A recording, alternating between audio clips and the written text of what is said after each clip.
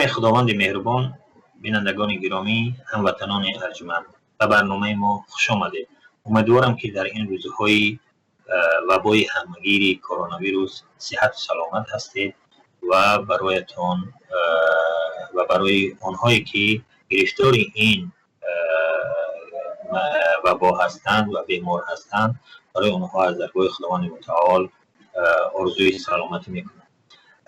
دوستان گرامی، ما امروز در برنامه امروز در مورد یکی از جنبه‌های انتقال قدرت در تاجیکستان صحبت خواهیم کرد.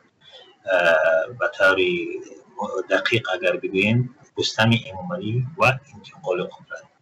خیلی که میدونید در تاجیکستان پیش از انتخابات 2016 بسیار از کارشناسان و حالدانان فکر میکردند که انتقال قدرت در تاجیکستان صورت میگیرد و پروسس این هم آماده شد، ولی در آخرین دقیقه ها یا که در آخرین روزها دیدیم که حزب حاکم خود رحمان را پیشنهاد کرد و از رفتنی رستمی اماملی به مقام و همچنین نامزد به مقام پرزیدنتی صرف نظر شد. حالا ما در این برنامه همراه ما هستند که علیم شرزامونov، هم رئیس انجمن آزاداندیشان تاجیک، و برادر عزیزمان برادر شاروفیددین گادویف، رئیس جنبش رشد و اصلاحات و رشد تاجیکستان. خوش آمدید مهمانان گرامی. هر دوی این نهادها عضوی پیمان ملی تاجیکستان هستند. حالا من شروع میکنم از علیم. شما در پیش از انتخابات یک مقاله در اینساید رو نوشتید و در اونجا فکرهایی که برای دایره های کارشناسی یک نوع جدید بود، نو بود، غیر معمول بود، بخصوص در مسئله رستمی اماملی و آینده اون و همچنین درباره نرفتنی نامزد یا که رئیس حزب دموکرات تاجیکستان. حالا ما در اینجا صحبت میکنیم در همین موضوع و علیم سوال من این است که چرا پیش از این که شما یک فکر عجیب گفتیم که یعنی تقریبا دیگر انتقال قدرت به سوی رستمی اماملی تمام شد، یعنی دیگر رستمی اماملی یعنی احتمالاً دیگر در آینده پرزیدنت نمی شود. حالا سوال من این است که چرا انتقال قدرت برخلاف توقع و انتظار کارشناسان داخلی و خارجی صورت نگرفت، یا مشخصاً چرا خود اماملی رحمان و انتخابات رفت و از رفتن فرزند خود جلوگیری کرد؟ سبب در چی است؟ خب خود قضاوت کنید. در تمام کشورهایی که در آنها رژیم خودکامه حکمران است یا رژیم اتوریتری میگوییم یا رژیم دیکتاتوری میگوییم حکمران است، در این حکومت ها قدرت، انتقال قدرت از طریق میراث می رود. فرق نیست او میراث از پدر به پسر می رود یا از یک عضو گروه و دیگر عضو گروه، خیلی که در روسیه شده است. مثلا یک گروه در سر قدرت بودند و یلتسین آمد و میراث بر خود را معرفی کرد و همین فعل انتقال قدرت شد. یا گیریم در ترکمنستان یا در آذربایجان یا در دیگر کشورهایی که یعنی در آن دیکتاتوری است، حتما انتقال قدرت به همین نوع صورت میگیرد. لیکن یک چیز رو در نظر باید داشت، در همه همین رژیم ها هستند مرکزهای تصمیم گیر یا چهره ها یا اینستیتوت هایی که باید روزگی مؤثر هستند و روزگی آنها باید باشد.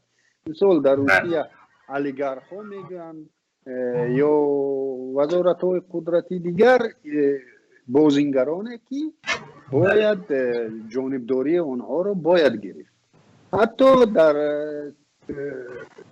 در بین کارشناسان سابق اتحاد شوروی و نه فقط سابق اتحاد شوروی نظری است که در دولت‌های دموکراتی که ما اونا رو دموکرات انوی میگوییم با شمول امریکا و اروپا. اگه علیم بیاید و تاجیکستان برگردین. تاجیکستان چرا؟ تاجیکستان حالا به همین مقصد بینید کارشناسان روس و تاجیک میگن که در مقابل گپ‌های ما میگن که در این غرب هم دموکراتیا نیست، در آنجا یعنی پولدارهای کلان حل میکنن، یعنی در امریکا روتشیلد میگن و در دیگر جاها، یعنی کی به سر قدرت میآید یک گروه از آدمانی که مرکز تصمیم گیر هستند و مبلغ های انگفت هم دارن، اونها تصمیم میگیرن که اصلا من با چنین راضی نیستم با این تصدیقات.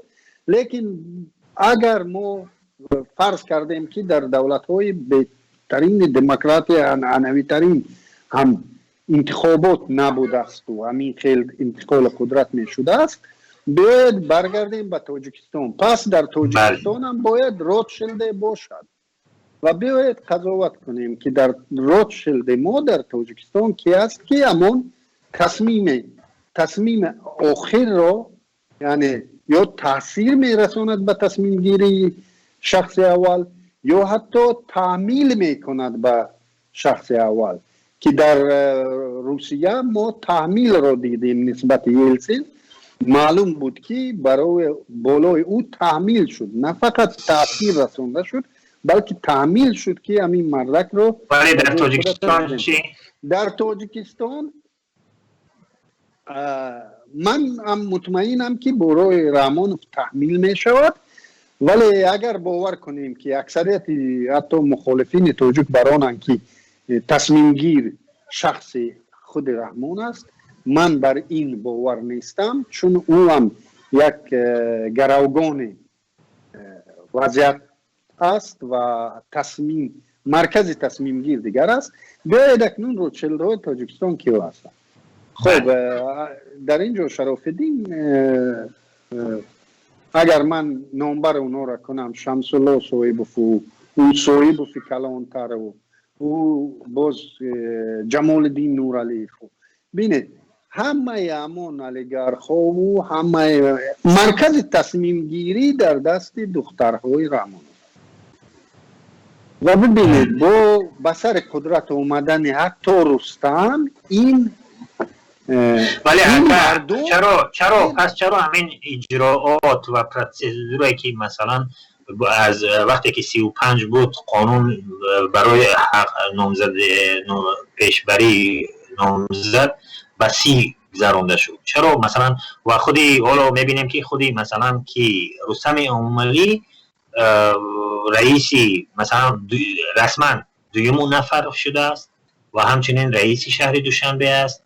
یعنی اینا برای چی بودن اگر شما این خیلی نظر دارید؟ بله. حالا بعدی شما که جواب دادین میریم به سوی برادر شرافالدین. با باور من همون روزها اگر در خاطر داشته باشید، از همون روزهایی که همین تصمیم درباره پیشوی ملت و تصمیم درباره رای پرسی شد، در همون روزها شایعه های پنج شدند و ما شاهد آن بودیم که گفتند حتی رحمانوف فوتید است، یعنی با سلامتیش خیلی مشکل داشت و من برام باورم که واقعا هم مشکل داشت و در همون روز و ساعت مسئله میراث بردن، یعنی مسئله انتقال قدرت و به کی میرسد سخت مسئله داغ روز شد و همین رای پرسی محض به خاطر همین شد که انتظار داشتن که شاید رحمانوف به طور فوجوی از بین رود و در اون مورد اون دوره محمد سید عبیدالله سر قدرت می اومد که اصلا برای بازیگران اساسی اون روتشیلدهای تاجیکستانی البته که قابل قبول نبود. برای همین ما شاهدی چنین مضحکه شدیم، لیکن شاید همین یگان کلینیکا ها، یگان بیمارستان ها، یگان متخصص های خارجی تو جای توانستند با سلامت رحمانوف سر کار کنند و رحمانوف شاید اعتماد به نفس از نو پیدا کرد که 7 سال دیگر راحت میتواند قدرت کردن. و علاوه بر این اگر خودش هم میخواست قدرت بیاد، من باز تکرار میکنم که امانهایی که امروز در تاجیکستان تمام امور در دست اونها است، این خیش و تبار دختراش خداهاش هستند. در فرق بر رستم اونها خیلی قدرتمندتر هستند. بسیار خوب. برادر شرافدین به سخنان و فکری اکای علیم شرزمانوف رو شما شنیدید.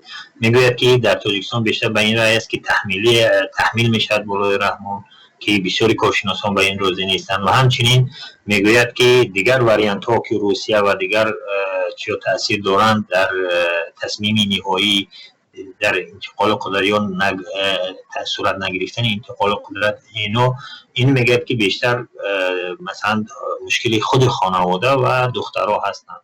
و به نظر شما همینجا نظر شما چی است در این مسئله؟ من با برادر علیم در اینجا راضی هستم، چون تاجیکستان به یک کورپوراسیای خصوصی خانواده رحمان شدگی است و در اینجا البته تصویررسان آن بوتینگرایی که علیم خرید کردن روچردها و قولی کردیم، البته اینها یک تصویری میرسانند در تصمیم گیری های حکومتی رحمانوف، چون حکومت پورا از داماد و خویشاوندان و نزدیکانی که اقتصاد کشور را 80% اقتصاد کشور و درآمد کشور در دست خانواده است. یکی از سبب‌های انا همین یا به دور دیگر گذراندن انتقال قدرت فکر می‌کنم که از همین جا سرچشمه میگیرد که با آمدن پاندمی و وضع اقتصادی تمام جهان ورشکسته شد و در اینجا و تاجیکستان هم از این امین نیست و در این شرایطی که حالا بیشتری قسمی زیادی درآمدی تاجیکستان از حسابی مهاجرت است، بیشتر از 65 تا 70% صادراتی که ما از تاجیکستان میکنیم و بر عوضش والیوتا و دیگر چیزها را قبول میکنیم در تاجیکستان، اینها از قوای کارگری از مهاجران وابسته دارند. یعنی در این دوره‌ای که وضع اقتصاد تاجیکستان بد می شود و در روسیه جای کاری مردم کم می شود، البته به آن روچردهای تاجیکستان هم به تجارت آنها هم خلل وارد میکنند.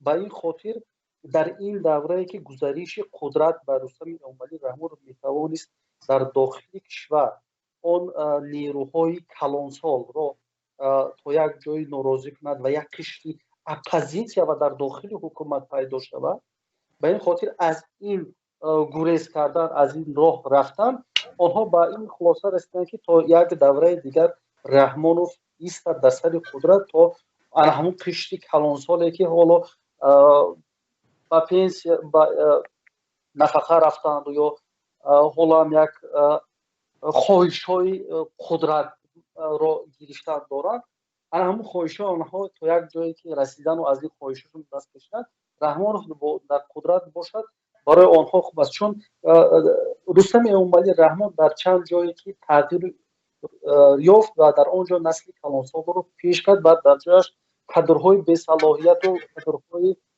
ناکارشایان رو آورد و در چندین جایهایی که رفت، در گمرک رفت 200 میلیون دلار گمرک رو غیر قانونی پول در حساب گمرک آمده است، ولی انا همین پول رو روی راستن دزدیده است.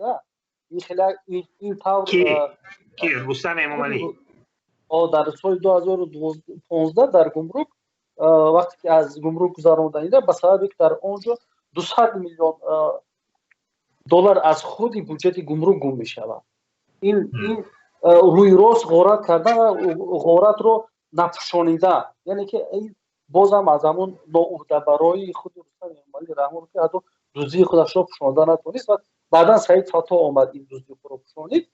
اما در رفت فعالیت و کارهای رستم امامالی بسیار در چند جایی که ما داشته چی مسئله دخترهای امامالی رحمان آیا تاثیر گذاشتن در همین تصمیم نهایی رحمان؟ البته این خانواده وقتی که ما میگیم که کلا تصمیم در دست خانواده است، البته اینها تصمیم می‌گرفتن.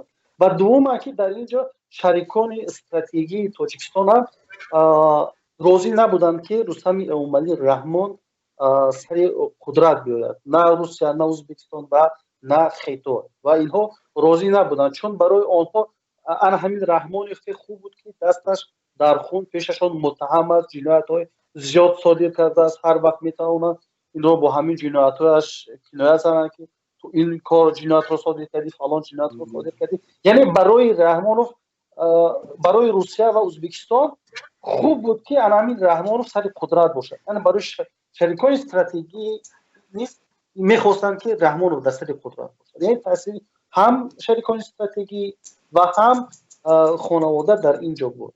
اما به سبب اونه که چرا قانون اساسی تاجیکستان تغییر داده شد و آن زمینه ها را برای انتقال قدرت بر رستم امامالی رحمان پیش بینی کرد و بیشتر همین تغییر قانون اساسی فکری مردم رو با آن آورد که و همچنین رئیس شهر دوشنبه شد، رسما دوم آدم شد.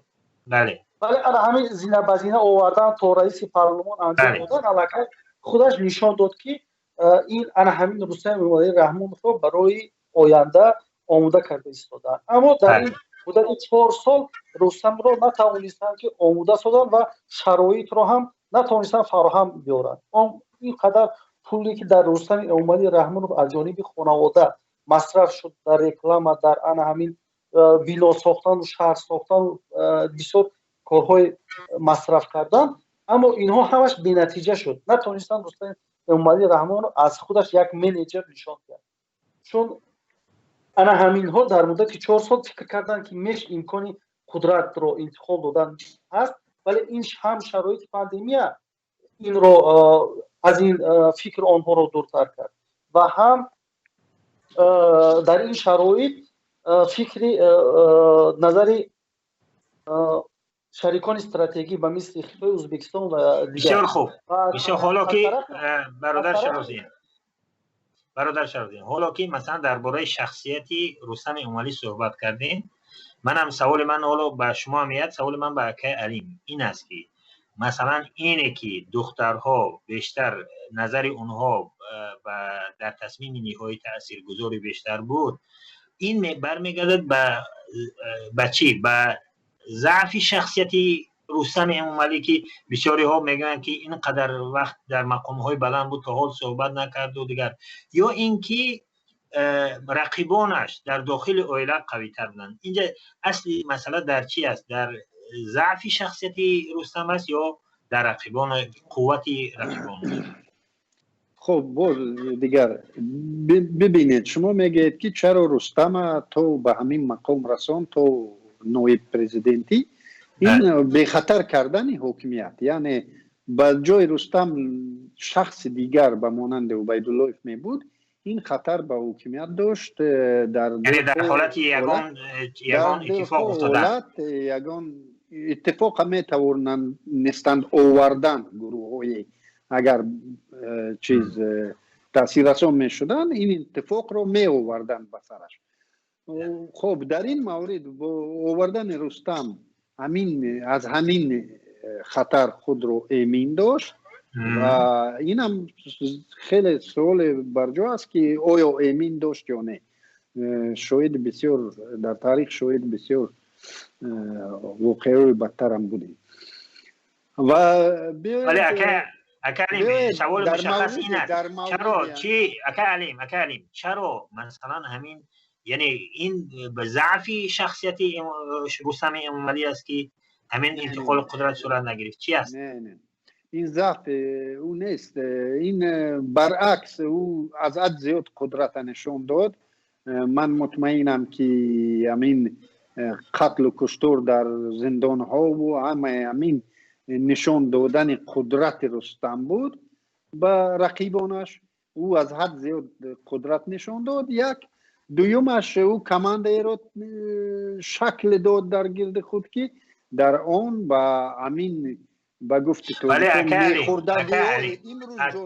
اکالیم وقتی که اینا میگیم مثلا در این مدتی طولانی که رستم چندین منصب‌های بلند پایه بود، در حال یک سخنرانی دقیق اون در هیچ جا پیدا نمی شود. درست است. و همچنین یک خاریزماتی که سیاسی ندارد، همین خود شخصیت. پس چه شما میگید که قدرت نمایی بیشتر کرد؟ قدرت نمایی ببینید در گرد خود همه جامعه تاجیکستان درباره شاهرخ گپ میزنند و درباره نمیدونم گپ میزنند. یعنی در گرد خود یک کمانده را تاسیس داد. و ببینید برای اثبات گفته‌ام حکومت نو تاسیس می شود. انتظار دارید که همین حکومت کلا تغییر یابد؟ انتظار دارید که یتیموف برکنار شود به جایش فرض کردیم شاهرخ بیاید؟ همه همین نشان میدهد که تا چه اندازه رستم را برای انتقال قدرت تیار کردن. اگر پگاه همون کمانده رستم آورده به جای همین موسفیده در وظیفه و تعیین کنند، شاید من هم بگویم که اشتباه کرده باشم. لیکن من برادر که شرافالدین، تشکر کردیم برادر شرافالدین. در مسئله همین شدید ما جامعه تاجیکستان یک جامعه مرد سالار است، درست است؟ و پیسری و رستم امامالی پیسری کلانی همین امامالی رحمان است. در همین خانواده پیسری کلانی است. یعنی شانسی اون از هر طرفی ببینیم خودی همین زمینه های آمادگی به انتقال قدرت به دست او پیدا شد. به نظر شما چرا مثلا همین چیزی که حالا که علیم گفت که اون ضعف شخصیتی رستم نیست، نظر شما چی است؟ ببینید اصلا انا همین مناقشه هایی که بین دختران و خود رستم به وجود آمدگی است، این در منفعت های اقتصادی بین خانواده است. چندین شرکت هایی که رستم تأسیس داد، آنها در مدت کوتاه توان از چندین ساها را انحصار کنند و حتی یعنی رستم امامالی کی؟ بله این چندین شرکت های تأسیس داد که آنها انحصار کردند و حتی برای دخترها اجازه ندادند که این تجارت ها مشغول شوند. اصلا در تاجیکستان تجارت ها کلا انحصار شده هستند و داماد دختران و شخصان علاویده به خانواده تقسیم کرده شده هستند و کسی از داماد دختران حقی ندارد در تجارت یکدیگر دخالت کند. و رستم در اینجا توانست ماهرانه هم دخالت کند و هم تواند که همون منفعت های اقتصادی را بیشتر در دست خود گیرد. در اینجا وقتی ما درباره کارپوراسیا صحبت می‌کنیم، باید همه سهام‌ها یک قدرت اقتصادی هم داشته باشند که در این بازی توانند حرف خودشون رو زدن. به این خاطر قدرتی که حالا اقتصادی که رستم دارد، قدرت اقتصادیش دارد می‌افزاید. حالا به میلیاردها شاید نرسیده باشد، ولی دارد اگه انا همین میلیاردها میرسد، اگه میلیارد میرسد. اما این دخترها قوی‌تر و بیشتر اومدن در این ساحه کار کردن، بیشتر بانک‌ها رو زیر دست خود قرار دادن و حالا آنها باید که شخصی را گوش کنند که خیلی قدرت اقتصادیش پایان است و اون بیشتر میخواد منفعت‌های اقتصادی خودش رو انکشاف دهد و دخترها بر ضد این هستند که شاید برخورد منفعت‌های اقتصادی با آنها درست نمیاد. من یادم است که حتی سال 2008 یا 2009 بود یک جنجال رخ داد بین تخمینه و حسن اسدالله‌زاده دختر عروس پرزیدنت. در اینجا خود پرزیدنت در تقوی خودش در اینجا خود پرزیدنت دخالت کرد و همچون یک نفری که دادگاهی میکنه در مابین خانواده دادگاهی کردن. بعد از همین جنجالی که صورت گرفته بود یک قراری قبول شد، قراری غیر رسمی البته در داخل خانواده که هیچ نفر از عائله حق ندارد یک نفر عائله این تجارت رو مشغول شد، دیگری نفر عائله در این تجارت مشغول شد. اگر بیگانه باشد هر کاری میکنه کنه، ولی از اطراف خانواده نباید یک عضو خانواده به یک عضو خانواده در این تجارت شریک شود. انا همین بازی رو شاید تو اندازه‌ای که رستم اماملی رحمانوف آمد تو اندازه شکست و بازارهای بعضی بازارها رو دارد ضبط میکند میگیرد. فرض مثال حالا رستم اماملی رحمانوف با وارد کردن مواد داروواری مشغول است و پروینه رحمان نیز در وارد کردن داروواری مشغول است و در اینجا دو نفر انحصار کننده دیگر در اینجا تجارت ها کلا از بین برده شد. دو نفر ماندن، اینا دو نفر ماندن در این بازار، دو نفر رقابت، یعنی بازار در دست دو نفر ایستادگی است. البته در اینجا برخورد شده ایستاده چون رستم اماملی رحمان وارد بازار پروینه رحمان شد، با این بازار رو زیر دست بود. انا همین رقابت ها، انا همین چیزها فکر میکنم که بیشتر آنها رو برخورد مسائل اقتصادیشان که محدود میشود خواستن که رحمان باشد و هرچی بیشتر آنها توانند از مهربانی پدر از این توانند منفعت اقتصادی خودشان. بسیار خوب برادر شد. حالا ما درباره بازی‌های داخلی خود اعضای عائله صحبت داریم و منافع گروه‌ها و اعضای همین عائله صحبت داریم. سوال من به اکا علیم هست و برادر شراف‌الدین شما هم در همین باره فکر کنید. اکا علیم، در همین بازی‌ها این حالا که می‌بینیم که مثلا سامان هم گاه همراه پدر پیدا می‌شود و اسماعیل نواسه همین اماملی هم در رسانه ها دارد آسته ظهور میکند. اینها در کجای بازی هستند؟ و همچنین شخصیت های بیرون از عائله مثل سیم‌الدین یتیموف، رحیم زاده و دیگر شخصیت های مؤثر و با نفوذ نگیم، مثلا شخصیت هایی که میتونن تاثیر برسونن بیرون از عائله، اینها در کجای این بازی ها قرار دارن؟ خب ببینید، همین انتقال قدرت در طول همین 2-3 سال نزدیک اگر انتقال قدرت صورت نگرفت از پدر به پسر، عموما انتقال قدرت در این عائله دیگر غیر امکان می شود و حتی اگر رحمانوف همین 7 سال یعنی با این حد برخورد است بین اعضای عائله، یعنی شما قصد؟ نه، منظورم همین است که تو 7 سال دیگر بازیگرا عوض می شوند، موی سفیدا با استراحت می برآیند، جوانای نو پیدا می شوند در این عائله و در قدوهای این عائله و در خود دوستان و رفیقان خیلی که رستم هم میبینیم بسیار رفیقانش علاقه بیزنس های کلان رو صاحب شدن رو حکمیت. یعنی تو 7 سال نزدیک باور دارم که امکان به طور موروثی از پدر به پسر یا نبیره انتقال قدرت قریب که غیر امکان می شود. بنده برام باورم که خود رحمانوف 7 سال دیگر نمی پوید. برای همین شاید در 2-3 سال اگر اکثریت کارشناسان تاجیک بر این عقیده‌اند که این یک مورد انتقالی است و رحمانوف بعد 2-3 سال از قدرت کنار می رود و رستم را به جایش پرزیدنت می کند.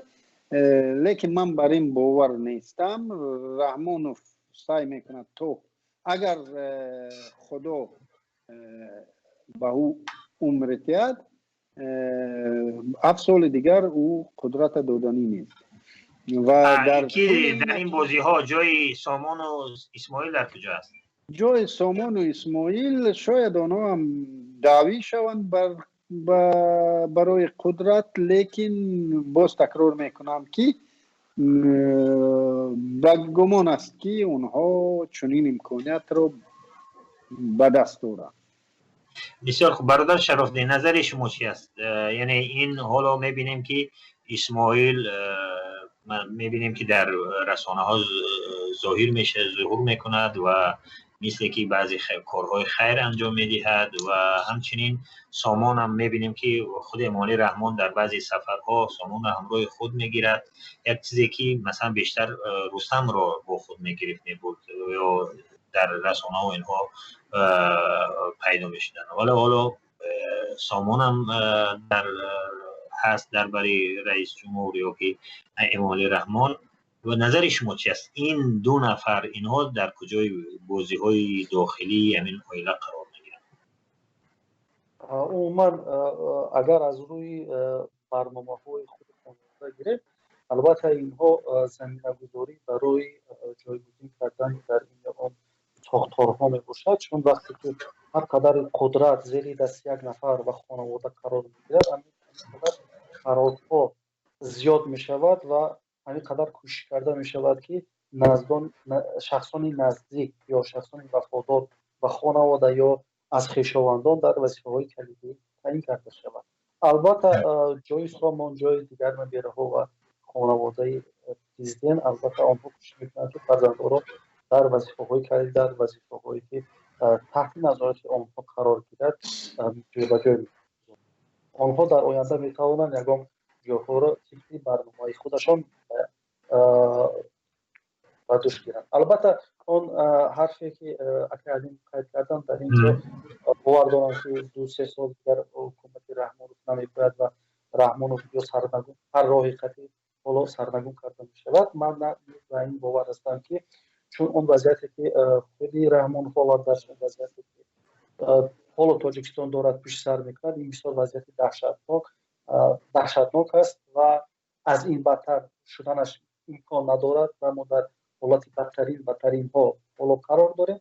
من فکر میکنم که دیگر شاید که بسیار شاید مردم 1 سال یا 2 سال دیگر زیاد توانی تحمل کردن این همه ظلم و ستم و این همه بیدادگری، بی‌قانونی، بی‌حاکمیتی را داشته باشند و از این بیشتر فکر نکنم که رحمانوف تواند حکومت کرده باشد. وضعیت هم برای شاید اجازت ندهد شاید که دیگر شریکان بیرونه به این وضعیت تاجیکستان نگاه کرده به خاطر نگاه داشتن وضعیت امنیتی خودشان، شاید که آنها نیز به رفتن رحمانوف کمک کنند. بسیار خوب. اکا علیم، شما در اون مقالات گفتین که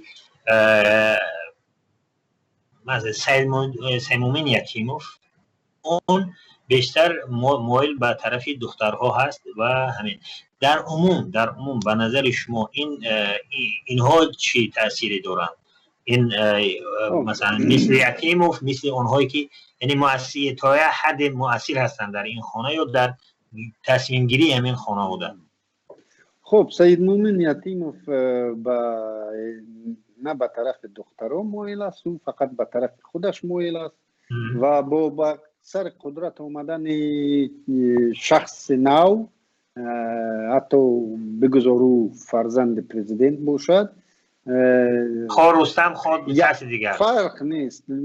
کسی که بر جای رحمانوف نمی اومد، البته که سید مومن یتیموف دیگر از سر قدرت کنار می رفت و شاید بسیار گناه ها رو بالایش انبار میکردند و زندانیش میکردند، چون در همین بحران اقتصادی که است امروز هر یک منصبدار با رنگ ترکمنستان میشود، هر منصبدار از وظیفه روز به زندان میرود، چون که پولهای او به کسی در کار میشوند، مبلغ که او دارد.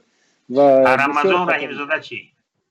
رمضان رحیمزاده در همین حکومت نزدیک شاید رمضان یگانه نفری باشد از کادرهای کونا که رمضان رحیمزاده از سر قدرت دور شود اگر شیرهایش او را نجات ندهد. برادر شرافدین، شما چی نظر دارین در این مسئله؟ من واقعا علی موافق هستم در اینجا. خودی یتیم و خودی عموما جنرال ها که در هستن، آنها در اساس انا همون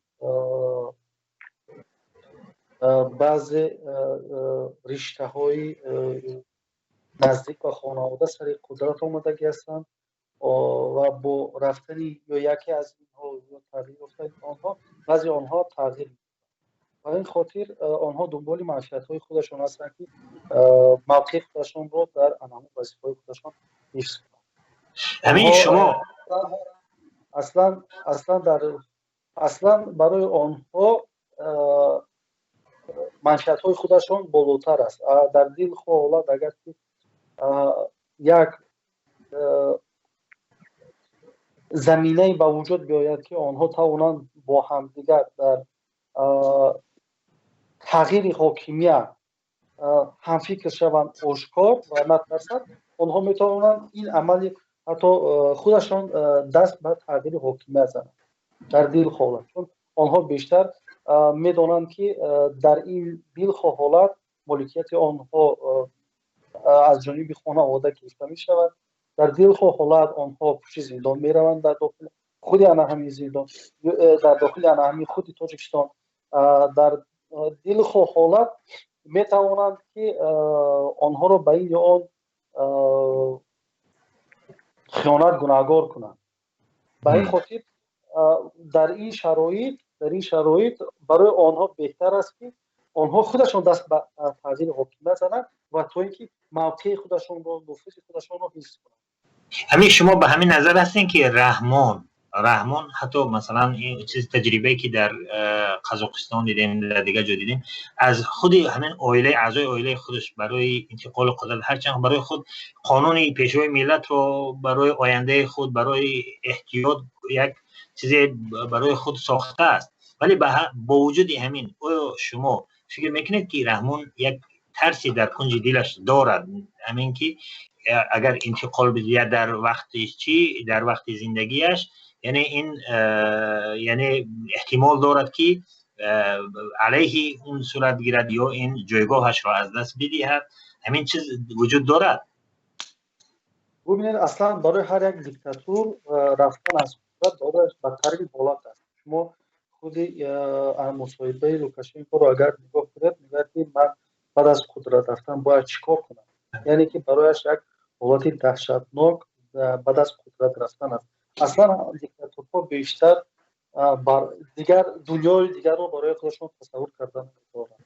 آنها همیشه فکر میکنند که برای فرزندش است و حتی برای فرزندش هم با باوری کامل این میراث رو باور کردن نمیتونند.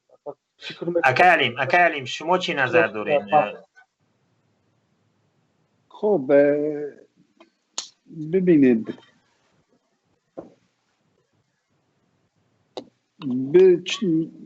دل خودم در چنین رژیم هایی که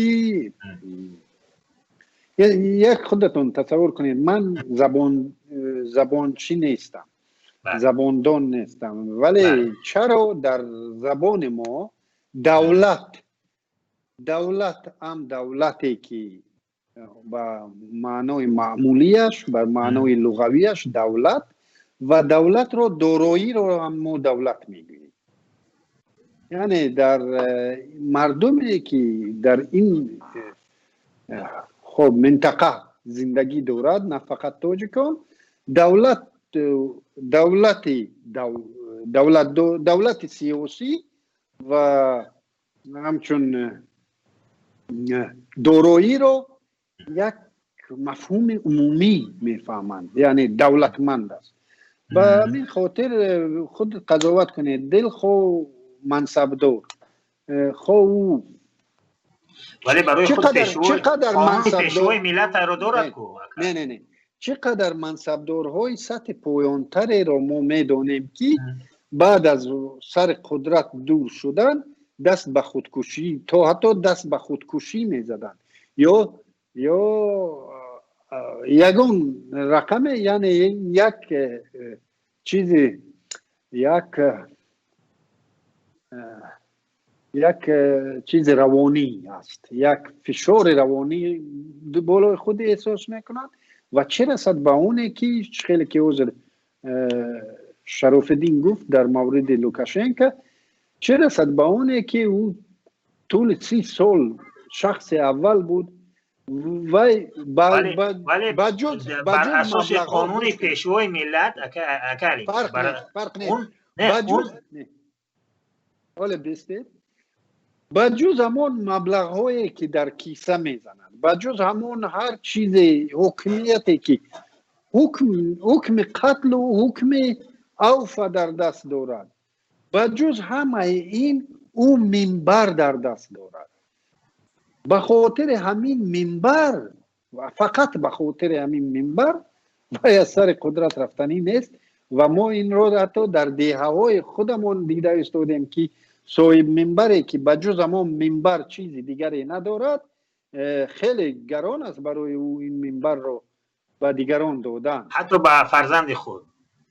به فرزند خود، چون او دیگر به زوالدان تاریخ می رود، او این نمیخواد. بسیار خوب. اکا علیم ببین، مثلا حالا که صحبت کردیم آینده شما گفتید که همین انتخابات تقریبا یعنی احتمالی بیشتر برای پرزیدنت شدن رستم امومالی را از بین بود، یعنی دیگر امومالی رستم شانس کمتر دارد. در عموم با اینم جواب بدین، ولی با اینم که آینده انتقال قدرت در تاجیکستان اگر یگان اتفاق بیفتد یا مثلا اگر امومالی رحمان بخواهد که یک نفر اختیار کند یا که همون نیروهای تصمیم گیر از همین که ها میتواند که مثلا نامزدی قوی باشد. مثلا نگاه کنیم اگر آزاده زن است که در یک جامعه مرد سالار مشکل است برای اون. رستم یک شخصیتی ضعیفتر نسبت از نگاه سیاسی، از نگاه مثلا هنرهای سیاسی اینها ضعیفتر. کی به نظر شما آینده انتقال قدرت در تاجیکستان اگر در داخل همین عائلت صورت بگیرد به کی میرود؟ سوال خود پاسخ دادی. یعنی اون چیزی که گفتی آزاده رحمان و با شمول دیگر دختراش غیر امکان است که به سر قدرت بیاید و غیر امکان است که شوهرش به سر قدرت آید. در این حالت ببینید، از همین خاطر من گفته استودم که رستم قریب که شانس ندارد. به خاطر چی؟ برای آن که رستم سر قدرت بیاید او باید از تمام امبیسی‌های خود دست کشد و یک بازیگر در دست همین یک خواهرش شود یا در طول 2 سال یا 3 سال تمام قدرت از دست همین خواهرها رود. تمام قدرت یعنی اینها هم پولشون و هم مالشون و هم حکمیتشون از دستیان و شاید هم در فراری از تاجیکستان شوند. رنگی که فرض کردیم یک مورد در قزاقستان شاید بودیم. لیکن این پیش بینی من هنوز این پیش بینی کرده نمیتونم که بعد 3 سال آزاده رحمان یا دخترای دیگر فرض کردیم از نیرویشون کاهش یابد و رستم امکان پیدا کند که سر قدرت بیاد. انتقال قدرت چخیل می شود؟ انتقال قدرت اگر ما تصور کنیم که در تاجیکستان اونه که گفته است با خون آمدم با خون می روم به خون رفتنی باشد، گمان میکنم که سروزیر نامزد خوب است برای انتقال قدرت، چون با اکثریت بازیگران بغیر از عائله، لیکن برای آمدن حتی سروزیر به سر قدرت لازم است که این عائله قدرت رو از دست دهد. یعنی به از دست دادن قدرت این عائله در تاجیکستان انتقال مصالحت آمیز قدرت غیر امکان است. برادر شرافدین شنیدید نظری اکی علیمه و همین که همین عائله یک در بنبست قرار دارن که اگر بخوان این مال و ملک اینها را حفظ کنن باید یک کاری کنن که انتقال قدرت بغیر از یک عضوی غیر بیرون از عائله صورت بگیرد. و در ضمن علاوه بر این میدونیم که سلامتی ایمانی رحمان هم چندان خوب نیست و بعضی وقتها شد که موردهایی شد که واقعا وضعش وخیم شد و یعنی گمانزنی ها بیشتر شد. به نظر شما اویلت چیکار میکند؟ یعنی اگر 7 سال اکا علیم گفت پیشتر گفتن که 7 سال احتمالاً دیگر دوام نکند خود ایمالی رحمان و این با این چیزهایی که حالا مثلا اکا علیم گفت نظر شما چی است که این اویله مثلا به کجا میرود چه خیل میکند؟ آیا انتقال قدرت در داخل اویله صورت میگیرد؟ آینده در عموم آینده همین انتقال قدرت شما چه خیل میبینید؟ ببینید اصلا خودی اگر یکم مورد فوق‌العاده صورت بگیرد وابسته به مرگ پرزیدنت یا کارمش‌های هم شدن پرزیدنت خودی رحمان، در این صورت می شود که قدرت طبق قانونگذاری به دست رستم گذرد. در این حالت مدتی کوتاه بله. اگر که در آنها خودشان با خواهش خودشان خواهند که قدرت رو امکان ندارد، چون آنها میدانند که در حال یگانه است که قدرت آمدن علاقه آنها قدرت اقتصادی خودشان رو از دست می‌دهند. برای آنها قدرت اقتصادی مهمترین و قدرت اقتصادی سیاسی مهمترین است. آنها به شخصی بگونه اجازه نمیدن و تنها حالا یگانه ویران که آنها آموده کردگی هستند این به نظر من رستم رحمان است و در صورت ادامه خود رهبری رحمان در اینجا یک انقلاب صورت میگیرد حتما و علاقه این نشانه‌های این معلوم است، علاقه بعضی خوشنشان نشانه‌های این را دیده ایستاده‌اند. من فکر میکنم که در مدت همین 1 سال یا 2 سال دیگر امکانی یک سر زدن انقلاب وجود دارد. یگانه راهی که هم مردم و هم میلت از حکومت رحمان خلاص شدن این سرنگون شدن حکومت و نظام رحمان. در این صورت می شود قدرت کاملی سیاسی پورا عوض شود و بجاش یک دموکراسی جاری شود. بینندگان گرامی و هموطنان عزیز، این بود پایان قسمت اولی برنامه و ما شما را به امان خداوند متعال می‌سپاریم و قسمت دوم را انشاءالله بعداً تماشا خواهید کرد.